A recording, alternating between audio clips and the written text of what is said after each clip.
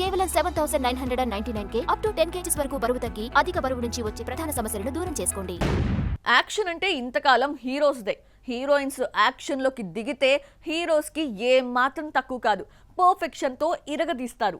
మాసిజం ఎలా ఉంటుందో చూపిస్తారు. యాక్షన్ని నమ్ముకున్న ముద్దుగుమ్మలెవరో ఒకసారి చూద్దామా? హీరోయిన్స్ కూడా మాస్ ఫ్యాన్స్ ను సంపాదించాలంటే ఏం చేయాలి? ఇమేజ్ పెంచుకోవాలంటే ఎలాంటి సినిమాలు చేయాలి? హీరోయిన్స్ హీరోయిజం చూపిస్తే ఎలా ఉంటుంది?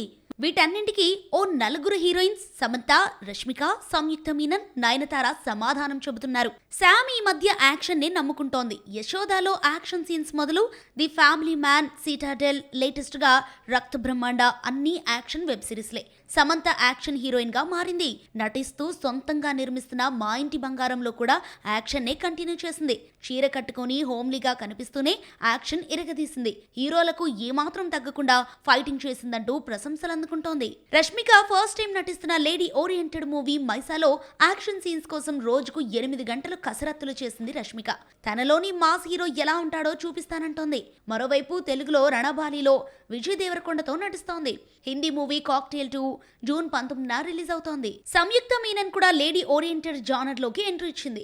ఆమె నటిస్తున్న ఉమెన్ సెంట్రిక్ మూవీకి ది బ్లాక్ గోల్డ్ అన్న టైటిల్ పెట్టారు. పోస్టర్ చూస్తుంటే యాక్షన్ హీరోయిన్ లా కనిపిస్తోంది సంయుక్త.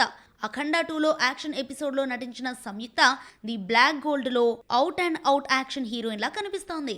నయనతార రూట్ మార్చింది. అనుష్క సమంతను ఇన్స్పిరేషన్ గా తీసుకుని యాక్షన్ హీరోయిన్ లా చెలరేగిపోతోంది. రక్కై టీజర్ తో తనని తాను కొత్తగా పరిచయం చేసుకుంది నయన. కత్తిపట్టి ఊచకోత స్టార్ట్ చేసింది. సెంథిల్ దర్శకత్వంలో రూపొందుతున్న ఈ సినిమా 5 భాషల్లో పాన్ ఇండియాగా రిలీజ్ అవుతోంది. జవాన్ తర్వాత నయన నటిస్తున్న రెండో సినిమాలో కూడా యాక్షన్ హీరోయిన్ గా కనిపించనుంది. సల్మాన్ హీరోగా నటిస్తున్న ఈ సినిమాను వంశీ పాయడుపల్లి డైరెక్ట్ చేస్తున్నాడు.